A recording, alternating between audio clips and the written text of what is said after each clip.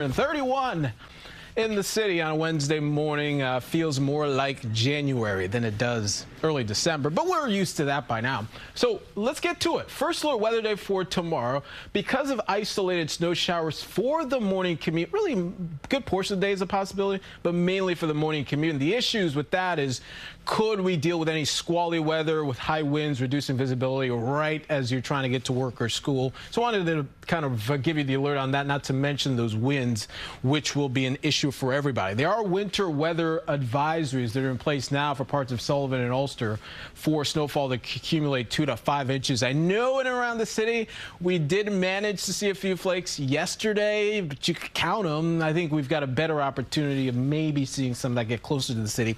But more likely, the impacts for everybody will include those blustery winds that kick into gear tomorrow during the day. And what that does is it really helps to reinforce the cold air. So when you step out the door Friday morning with temperatures in the 20s, when the air and the wind hits your face, it feels more like this. Teens, single digits parts of the area, as cold as it's been yet. So right when our temperatures are trying to be revived, really the cold air has gotten stale now since the last push. Now here comes another blast, but there is an end in sight, and could 50s return by next week.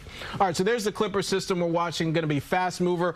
All we see today essentially is moisture building in, so that'll translate to an increase in clouds, which will keep the temperatures down, but actually steady overnight. So by 9 o'clock, could there start to be the first initial flakes flying, especially north and west?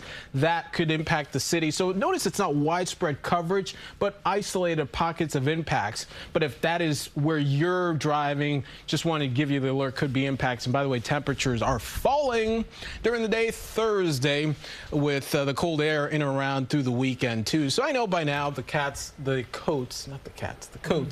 hats, the gloves have become routine. So we'll need that for the next few days. And then look at next week, 50s. It's gonna feel like summer. Hey. So we'll start to do less layers next week, but the umbrellas. Next week looks very wet right now. But speaking of, the pets do need the coats too today. That's right. The pets, the cats. I was going to say 50s in summer, though. Where's that summer at? Well, compared to 20s and 30s. All relative. All right.